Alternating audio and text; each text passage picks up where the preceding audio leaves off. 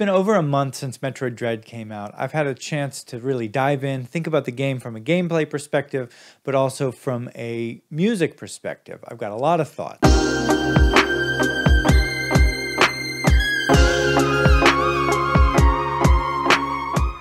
Some of you might know that last year I did a Super Metroid tribute album. I'll throw the link below. So I really had some time back then to think about what Metroid music sounds like, really study it on a granular level. Before I dive in too deeply, I just want to say that I love playing Metroid Dread. I think the game design is amazing. I think the game is amazing. And it's just been really heartwarming to see the whole community, the whole world sort of come together to celebrate this game and the release of it. Because as a Metroid fan, it felt far too long like Nintendo and the world was kind of forgetting about the series. It's not always that often that you get to celebrate something you love with the whole world, and this has been an instance. So I've really, really enjoyed the past month talking with people and playing this game. Also, I want to say that any criticisms that I might have about the music is not really directed to the composers themselves. When you work on a project like this, and I've been on AAA teams before, it's really a collaboration, and really often you have people above you that are either approving or denying certain musical decisions that you might make. So I'm talking about this from a team perspective and not necessarily targeting the composers themselves. So if I had any criticism toward the soundtrack, it would be that it is too safe. So what do I mean by that? Well, when you're adapting any game into the modern era, or even really any genre of game, playing it safe would be to just do what came before you, do what is tried and true, without really innovating or attempting to bring something new to the table. One example that we could think of from a gameplay perspective would be if we compare the Zelda series, and specifically Skyward Sword, to Breath of the Wild. Now, Skyward Sword is a great game, but if I had any criticisms, I would say that it plays it safe. It really does what the 3D Zelda games before it do. It did it. It had some new ideas, and it did them in the modern fashion, but it didn't really bring that much new to the table. And from a musical perspective, I think we could say the same thing. Breath of the Wild, on the other hand, flipped what we understand a 3D Zelda game to be. And from a soundtrack perspective, it really changed what we imagine or what we understand Zelda music to be. I love the Breath of the Wild soundtrack. And this process of reimagining and reinterpreting in a brand new way is really the way we move things forward, in my opinion. I love Breath of the Wild, and if they had just done a Ocarina of Time remake or Ocarina of Time-esque game, I don't think it would have been as powerful. They wouldn't have as many new, exciting ideas that they're bringing to the table. So if we look at Metroid series, I think that we could see a similar reimagining and reinvention if we look at Metroid 1 versus Super Metroid. Metroid 1 is a great game, but Super Metroid really just flipped it on its head. It introduced so many new ideas, and musically, so many new melodies and concepts, and this process of creating something that was existing and really pushing it to its limit. I think that's why we love Super Metroid even many decades later. Now on to Metroid Dread. So I think the gameplay of Metroid Dread actually does this really well. From a game design perspective, now I'm not a game designer, but as a fan, I love the new things that they brought to the table, and it feels new and fresh. It doesn't just feel like a reskin of Super Metroid. So I think they did a great job bringing the gameplay of Metroid Dread into the modern era and introducing some exciting new gameplay ideas. So what about the music? Well, this is where maybe I think it falls a tad bit flat. It's good, the music. It's safe. Almost by definition, safe is always fine. It's not bad. If you're playing it safe, you're doing your job, you're telling your story, you're pleasing the higher-ups that are in charge of this sort of a thing. But are you bringing any new ideas to the table? Are you reinventing anything? I don't know. Let's start, before I dig into the negative stuff, let's start with the great stuff about the soundtrack. Some of the direct remakes are incredible. If we listen to the theme of Super Metroid, which is called the theme of Samus Aran all over YouTube, but it's actually a remake of the theme of Super Metroid, but I digress. It's great. It's almost a note-for-note remake, but they use new synths, new samples. It sounds great. The mix is great. A+, no criticisms. I really, really like it.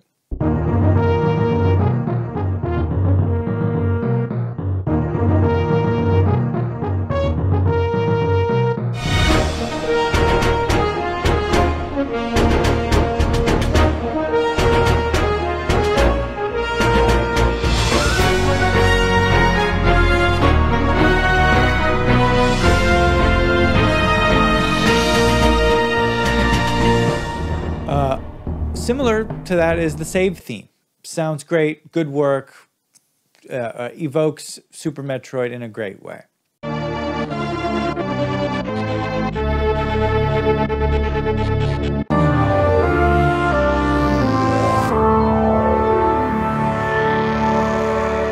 Some of the new ambiences I think are really, really strong.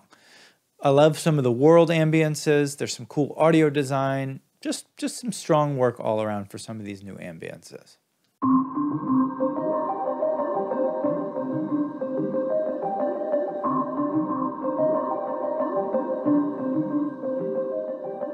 I really like the use of rompler sounds throughout the soundtrack. Periodically, we can hear some sounds that really sound like 90s rompler samplers. We hear the choirs.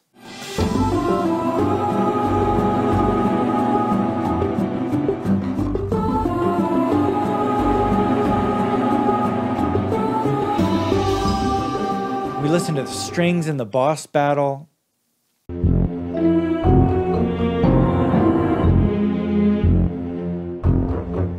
They don't really sound like real strings in a modern way. They kind of sound like classic samplers.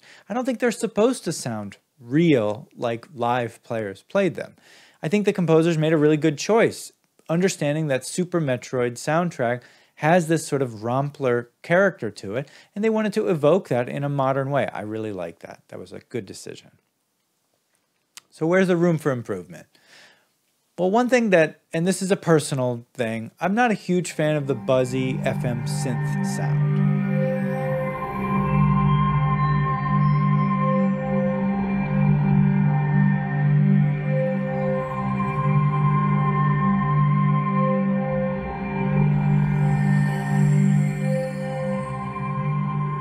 So this happens all over the soundtrack. You can just really hear this kind of high frequency, buzzy quality, and I think it can be a little grating on your ears after a little while. I just don't really like FM synths all that much. I use them from time to time, but they're not my favorite, mostly because of this. So I probably would have tried to use a little bit more of a softer analog-y type synth sounds if I were doing this. The big thing is the lack of new themes. And some of the reuse of the bass of the old themes, I think I have some criticisms to. So this is really common in a modern era. A lot of games and a lot of movies don't have strong thematic melodies as much as maybe older projects did. With that said, I still think that there's room for them, and I still think in this game there would have been room for them had they want to put themselves out on the limb a little bit more. Listen to how strong the Brinstar theme is on Super Metroid, one of my favorites of all time.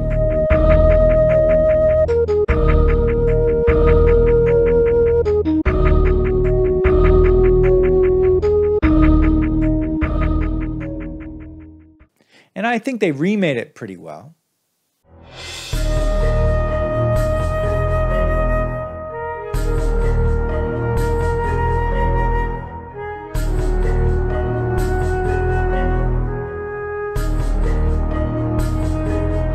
There isn't really anything new that tries to even come close or compete to that. There's just no melodies that are even close to that. Even some of the remakes have some room for improvement. If we listen to the title screen, it is almost a note-for-note remake of the original Metroid 1 title screen.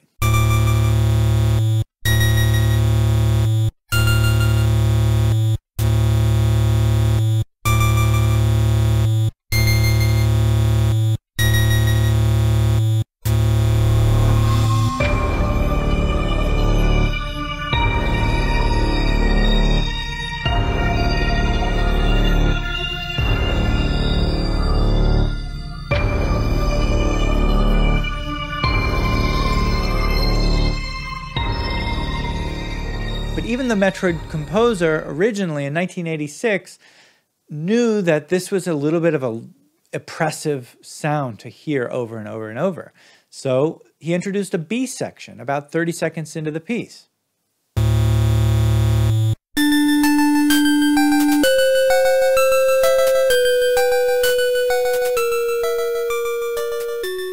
The Metroid Dreads never give us this sense of relief.